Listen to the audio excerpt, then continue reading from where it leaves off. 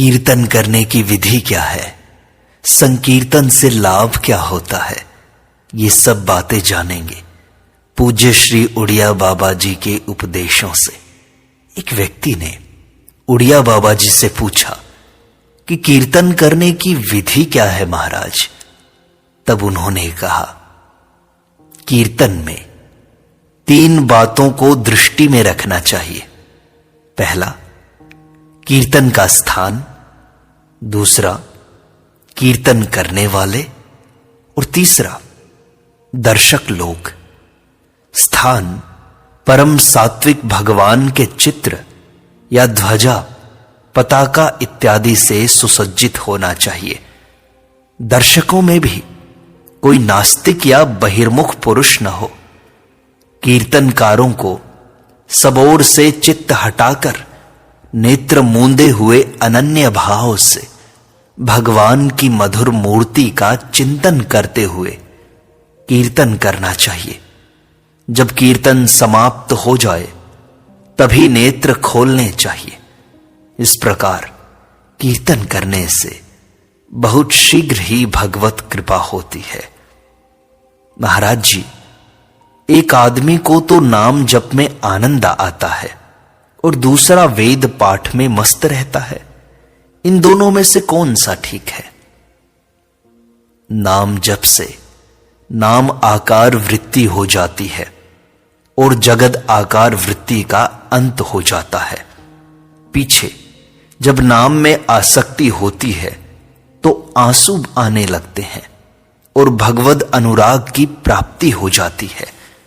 किंतु जो वेद पाठी है वह तो अधिक से अधिक स्वर्ग की प्राप्ति कर सकता है, उसे भगवान नहीं मिल सकते। महाराज जी, मैं आपका नाम सुनकर आया हूं, मुझे क्या करना चाहिए? मेरा कल्याण किस प्रकार होगा? कृपया करके मुझे बताइए। तुम कौन सा मंत्र जपते हो? महाराज जी, गायत्री मंत्र की 1 माला जपता हूं। अरे, 1 माला गायत्री से क्या होगा? कम से कम 11 माला नित्य जपो तो कुछ चमत्कार हो सकता है। महाराज, मैं ब्राह्मण हूं और एक व्यक्ति के यहां रसोई बनाता हूं। गरीब आदमी हूं, मुझे इतना समय नहीं मिलता जो 11 माला जप सकूं। अच्छा, तुम गायत्री की तो 1 ही माला जपते रहो, किंतु इसके सिवा और सब समय काम काज करते हुए ही राधे श्याम जपा करो। इस प्रकार निरंतर नाम जप करने से बड़ा लाभ होता है। भगवान नाम में बड़ी अद्भुत शक्ति है। इसका निरंतर जप करने से भगवान के दर्शन भी हो सकते हैं। जब तक किसी चीज का लोभ नहीं होता तब तक उसे पाने और सुरक्षित करने की धुन सवार नहीं होती। इसी से जब तक हमारा नाम में लोभ नहीं होता तब तक नाम जप में प्रीति होना भी कठिन है। नाम का लोभ होने पर तो स्वतः ही हर समय जप होने लगेगा। फिर तो 1 मिनट भी व्यर्थ बात करना बुरा जान पड़ेगा। जिस प्रकार धन के लोभी को 5 मिनट भी अपने व्यापार को छोड़ना कठिन हो जाता है, उसी प्रकार भगवान नाम का लोभी 5 मिनट भी व्यर्थ बात नहीं कर सकता। जप सबसे कठिन चीज है। मैं तो ज्ञान और ध्यान से भी जप को कठिन समझता हूं। लोग ज्ञान की बातें तो रात दिन कर सकते हैं, परंतु उन्हें जप करना कठिन है। सब प्रकार की बातें छोड़कर निरंतर एक ही मंत्र को जपते रहना साधारण बात नहीं है। जप में बड़ी विलक्षण शक्ति होती है। नाम मंत्र से भी बड़ा है, क्योंकि मंत्र जप में विधि का बंधन है, जबकि नाम जप में विधि विधान की कोई आवश्यकता नहीं। जैसे कि गोस्वामी तुलसीदास जी कहते हैं, नाम लेत भव सिंधु सुखाही, करे विचार देखूं मन माही। नाम की यह महिमा कोई कल्पना नहीं। सर्वथा सत्य है। जिसकी राम नाम में निष्ठा हो गई, उसके लिए संसार में क्या बाकी रहा। तुम जिस समय कृष्ण नाम लो, उस समय अपने को गोलोक समझो। नाम के अभ्यास से, कीर्तन के अभ्यास से नाम मधुर लगने लगेगा। जैसे ध्यान करने वाले को दिव्य गंध एवं दिव्य दर्शन आदि चमत्कार होते हैं, वैसे ही संकीर्तन और नाम जप से भी होंगे। भगवान के दर्शनों की चाह होगी तो वे तत्काल दर्शन देंगे। विश्वास होने पर तो केवल नाम जप से भगवान के दर्शन हो सकते हैं। जो काम अधिक करता है वह भजन भी अधिक करेगा। जो काम नहीं करता उससे भजन भी नहीं हो सकता। हां, भजन धीरे धीरे बढ़ाते जाओ तो काम अपने आप कम होता जाएगा। यदि भजन में अत्यंत प्रेम हो तो घर छोड़कर एकांत में भजन कर सकते हो। भजन में कोई विघ्न कर ही नहीं सकता, इसलिए पहले अभ्यास करना चाहिए। कुछ समय भजन कीर्तन आदि करना चाहिए और थोड़ी देर गुण अनुवाद करना चाहिए। इससे भजन में मन लग जाएगा। यदि पैसे पास हों तो साधु सेवा भी कर लो। श्री कृष्ण के गुण अनुवाद में कर्मकांड की तरह आचार विचार का कोई नियम नहीं। वहां तो गौ दूहते, झाड़ू देते, दही मथते और हर एक काम करते हुए व्रजबालाएं श्री कृष्ण का गुणगान किया करती थी। कल्याण मासिक पत्र ने ध्यान सहित नाम जप की महिमा गाकर संसार का बड़ा उपकार किया है, क्योंकि सब लोग जप के साथ ध्यान नहीं करते। अतः ध्यान के बिना उन्हें विशेष लाभ भी नहीं होता। भजन कैसे करना चाहिए, इस विषय में गोस्वामी तुलसीदास जी कहते हैं, काम ही नारी पियारी जिमे, लोभी ही प्रिय जिमि दाम, तिमि रघुनाथ निरंतर, प्रिय लागू हूं मोहि राम। लोभी की भांति नाम अधिकाधिक मात्रा में जपना चाहिए और कामी की भांति निरंतर स्वरूप का ध्यान करना चाहिए। इष्ट देव के अनंत नाम और अनंत रूप हैं, किंतु हमारा तो एक नाम और एक रूप में ही अनन्य प्रेम होना चाहिए। भगवान से भगवान नाम अलग है, परंतु भगवान नाम से भगवान अलग नहीं है। नाम के अंदर भगवान है। ऋषियों ने यह निश्चय किया है कि भगवत चिंतन ही विधि और जगत चिंतन ही निषेध है। जगत चिंतन का परिणाम ही यह देह है। भगवत चिंतन करने से यह दिव्य हो जाएगा। अतः सर्वदा भगवान का चिंतन करते रहो। बस भगवान नाम की रट लगा दो। कलयुग करम न धर्म विवेकु, राम नाम अवलंबन एकु। गोस्वामी तुलसीदास जी की नाम लेत भव सिंधु सुखाही, करहूं विचार सुजन मन माही।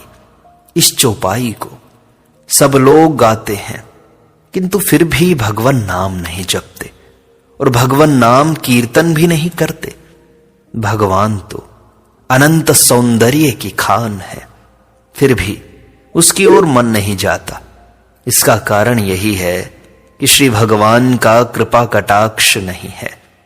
अपना पुरुषार्थ भी हो और भगवत कृपा भी हो, तभी काम बनता है। जो जितना अधिक जप करेगा, जितना अधिक संकीर्तन करेगा, उसे उतनी अधिक शीघ्र सिद्धि मिलेगी। 16 नाम के महामंत्र की कम से कम 16 माला, 12 अक्षर मंत्र की कम से कम 12 और ओम नमः शिवाय मंत्र की कम से कम 50 मालाएं नित्य प्रति फेरनी चाहिए। अधिक जितनी कर सके उत्तम है। जिस व्यक्ति का जिस मंत्र में प्रीति हो, उसे उस एक ही मंत्र का जप करना चाहिए। त्याग की भावना के लिए पर द्रव्य का त्याग करे, पुरुषार्थ से द्रव्य उपार्जन करे, विषयों में आसक्ति का त्याग करे, यथालाभ संतुष्ट रहे तथा ब्याज के ब्याज से बचे। इन नियमों का पालन किए बिना तत्व ज्ञान की प्राप्ति नहीं हो सकती। इससे भी शीघ्र तत्व ज्ञान की प्राप्ति का उपाय है सद्गुरु की प्राप्ति। सद्गुरु मिल जाने से उसे शीघ्र ही सिद्धि हो जाती है। सद्गुरु जो नियम बतलाएं उन्हीं का पालन करें। अधिक जप करने से शरीर के परमाणु मंत्राकार हो जाते हैं। भगवान नाम स्मरण करने के लिए शुचि अशुचि, समय कुसमय, सुस्थान कुस्थान का विचार नहीं करना चाहिए। भगवान के अनंत नाम हैं, अनंत शक्तियां हैं, अनंत रूप हैं और अनंत भाव हैं। किन्हीं किन्हीं महानुभाव ने अनंत नाम और अनंत शक्तियां ये दो ही पक्ष माने हैं। इस प्रकार जब उनके अनंत नाम हैं तो श्री कृष्ण, श्री राम, श्री शिव ये भगवान नाम क्यों नहीं हो सकते? जो इन्हें भगवान नाम नहीं मानते वे उक्त सिद्धांत से अनभिज्ञ हैं। कीर्तन करने वालों को संध्या करनी चाहिए। यह नहीं सोचना चाहिए कि हम कीर्तन करते हैं, हमें संध्या करने की क्या आवश्यकता है। कीर्तन करने वाले भक्तों से मेरा निवेदन है कि वे कीर्तन करते समय बिना भाव की विशेषता के दिखावटी गिर पड़ना, मूर्छित हो जाना, रोना, नाचना आदि न करें तो अच्छा हो। दिखावटी कुछ मत करो। यदि अत्यंत बढ़े हुए भाव के आवेश में कोई सावधान न रह सकता हो तो बात दूसरी है। भाई, मैं यह नहीं कहता कि ध्यान मत करो, किंतु एक आदमी तो केवल ध्यान ही करता हो और दूसरा ध्यान भी करता हो और समय मिलने पर कीर्तन भी, तो थोड़े ही दिनों में देख लोगे कि कौन अधिक उन्नति करता है। कलयुग सब युगों से खराब है, परंतु तो भी देवताओं ने भगवान से प्रार्थना की कि हम कलयुग में पैदा हों। इसका कारण यही है कि इस युग में केवल श्री भगवान नाम जप और कीर्तन से ही मोक्ष मिल सकता है। सब यज्ञों में जप यज्ञ श्रेष्ठ है और यज्ञों में तो यह देखना होता है कि उसमें काना न हो, कुष्ठी न हो, विधुर न हो, अविवाहित न हो इत्यादि। किंतु जप यज्ञ में ऐसी कोई बात नहीं देखी जाती। इसमें तो चाहे बालक हो, बूढ़ा हो, शूद्र हो, स्त्री हो, सभी का अधिकार है। मैं अपने अनुभव से कह सकता हूं कि आजकल भगवान नाम जप और जितेंद्रियता ही सब कुछ है। तत्व ज्ञान कलियुगी जीवों की समझ में नहीं आ सकता। तत्व ज्ञान तो पवित्र हृदय वालों को ही होता है और हृदय तब पवित्र होता है जब सब प्रकार की पवित्रताओं का पालन किया जाए। सबसे कठिन चीज क्या है? जप। और बुद्धि को पवित्र करने वाली चीज क्या है? जप। जप यदि एक आसन से किया जाए तो बहुत अच्छा है। जिस दिन हमारी नाम में आसक्ति हो जाएगी उसी दिन भक्ति महारानी आ जाएंगी। भगवान नाम कीर्तन से ही उद्धार हो सकता है। देखो जी ऐसो राम नाम रस खान, मूरख या को मरम न जाने, पीवे चतुर सुजान। जिनकी विचार में रुचि नहीं है और जो भगवत गुणगान वाद में ही मस्त है वे ही उत्तम है। पाप कर्मों को ध्वंस करने के लिए भी जप करने की आवश्यकता है। इसी से ज्ञान वैराग्य युक्त भक्ति की प्राप्ति होगी। इसको भी अनिर्विण्ण चित्त से करना चाहिए। देहनाश पर्यंत इसे तत्परता से करते रहना चाहिए। पुनः पुनः चिंतन करने को ही अभ्यास कहते हैं और यही पुरुषार्थ है। ईश्वर चिंतन में आनंद आए अथवा न आए, उसे तो प्रतिज्ञा पूर्वक करते ही रहना चाहिए।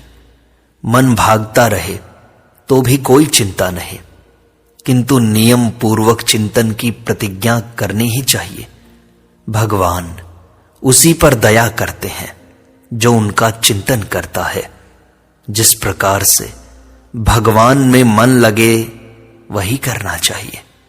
जप में मन कम लगे तो कीर्तन करें या स्तोत्र पाठ अथवा स्तुति परक पदों का गान करें। अभ्यास करने से हम निद्रा को जड़ मूल से उखाड़ सकते हैं, किंतु यह काम 4 दिन के अभ्यास से नहीं होगा। इसलिए जल्दबाजी नहीं करनी चाहिए। यह निश्चय कर लेना चाहिए कि मैं आजन्म भगवान नाम लेता रहूंगा। नित्य के नाम जप का हिसाब लिखें। इस प्रकार प्रतिज्ञा करने से भजन होगा। भजन तो हठपूर्वक भी करना चाहिए। भजन करने वालों के लिए अति आहार और अति परिश्रम निषिद्ध है। जप करते हुए मन भटके तो भटकने दो। जप में इतनी शक्ति है कि वह अधिक होने से अपने आप मन को एकाग्र करने में सहायता करेगा। हम एकाग्रता की अपेक्षा भी प्रतिज्ञा पूर्वक नियमित रूप से जप करने में विशेष लाभ समझते हैं। जैसे 3 घंटे भजन का तथा नित्य प्रति गीता का पाठ का नियम कर लिया जाए, नित्य प्रति साधन करने की प्रतिज्ञा कर ली जाए, तो इससे बड़ा लाभ होगा। यदि लाभ न दिखे तो भी कोई हर्ज नहीं।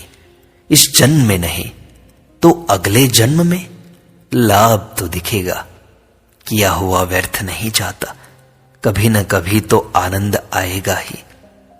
एक बार एक मुसलमान ने मेरे पास आकर पूछा कि हमारा उद्धार कैसे हो सकता है। मैंने कहा, अल्लाह अल्लाह रटा करो। अल्लाह अल्लाह रटने से तुम्हारा अंतःकरण शुद्ध हो जाएगा और हिंसा आदि बुरे कर्म छूट जाएंगे, क्योंकि यह भी एक प्रकार का कीर्तन ही है। माला भगवत स्वरूप है। जिस माला से हम जप करते हैं उसमें एक प्रकार की शक्ति पैदा हो जाती है। अतः माला को जल्दी जल्दी नहीं बदलना चाहिए। कीर्तन से एकाग्रता उत्पन्न होती है। शब्द में रूप के समान ही आकर्षण शक्ति है। इसलिए प्रभु श्री कृष्ण ने वंशी और रूप दोनों ही से सबको वश में किया था। मिलकर कीर्तन करने से तुमुल ध्वनि होती है। दूसरी बात यह है कि कीर्तन करने वालों में यदि एक का भी चित्त सत्वगुणमय होगा तो सभी के चित्तों में सत्वगुण का आविर्भाव हो जाएगा। इस प्रकार पहले कीर्तन द्वारा चित्त की एकाग्रता लाभ कर लेने पर प्रभु का ध्यान होगा। भगवान और भगवान के नाम में कोई भेद नहीं। जब तक पाप रहेगा तब तक श्री कृष्ण नाम में प्रेम नहीं हो सकेगा। जब पास बैठने से ही दूसरे व्यक्ति की जप में प्रवृत्ति होने लगे तब समझो कि जापक का नाम जप सिद्ध हुआ। जप किए बिना न रहा जाए। यहां तक कि जप पूरा न होने पर खाना पीना भी अच्छा न लगे तब समझो कि जप सिद्ध हुआ। इसी को जप निष्ठा कहते हैं। पाठ आदि अन्य साधनों से तो मनोरंजन भी नहीं होता, ये प्रवृत्ति की ओर ले जाते हैं, किंतु जप निवृत्ति मार्ग है और भगवान की ओर ले जाता है। वास्तव में जप ही सबसे मुख्य है, किंतु उसमें मन कठिनता से लगता है। भगवान के स्वरूप में तो प्रेम हो सकता है, परंतु नाम में प्रेम होना कठिन है। जिसने बहुत समय तक सेवा की हो उसे ही नाम में प्रेम हो सकता है। भगवान का नाम उनके स्वरूप और सेवा दोनों की अपेक्षा सूक्ष्म है। स्मरण ही प्रेम का स्वरूप है। स्मरण करने से ही प्रेम होता है और बिना स्मरण किए केवल जप करने से विशेष लाभ नहीं होता। जब इष्ट नाम से प्रेम हो जाता है तो नाम लेने के साथ ही गदगदता होकर आंसू आ जाते हैं, बेहोशी होने लगती है। जो प्रेम से भगवान का नाम लेता है, भगवान उस भक्त का स्मरण करते हैं। देखो, एक ओर श्री राधिका जी कृष्ण कृष्ण कहती रहती हैं, तो दूसरी ओर श्री कृष्ण राधे राधे की रट लगाए रहते हैं। इससे निश्चय होता है कि जप इष्ट देव के स्मरण पूर्वक होना चाहिए। देखा जाता है कि बहुत लोग माला लेकर जप भी करते हैं और भाई से लड़ाई अथवा मुकदमेबाजी की बाजियां भी लगाते हैं। ऐसे जप से क्या लाभ? होगा भी तो अगले जन्म में भले ही हो। तत्काल लाभ तो स्मरण पूर्वक जप करने से ही होगा। जप के समय ये 4 काम नहीं करने चाहिए: बोलना, इधर उधर देखना, सिर या गर्दन हिलाना और हंसना। भगवान के मंगलमय नाम उच्चारण करने से करोड़ों जन्मों के पाप नष्ट हो जाते हैं। ऐसे विद्वानों ने निश्चय किया है। भगवान, उत्तम श्लोक, पवित्र कीर्ति का नाम जान कर लिया जाए अथवा बिना जाने, वह पापों का नाश करता ही है। ज्ञानी या भक्त से कोई अपराध बन जाए तो उसे शास्त्रोक्त प्रायश्चित्त की आवश्यकता नहीं है। वह केवल जप से ही दूर होगा, कीर्तन से ही दूर हो जाएगा। बस कीर्तन ही, जप ही उसका प्रायश्चित्त है।